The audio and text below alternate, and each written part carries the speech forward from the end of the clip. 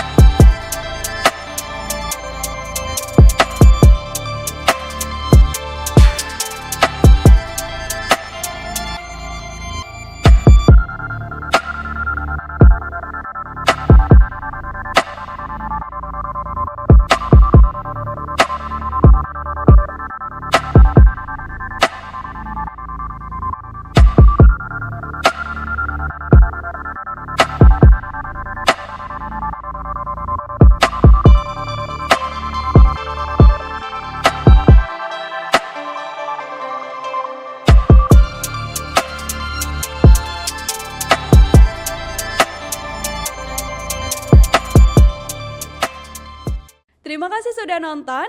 Jangan lupa like, subscribe, dan share ya.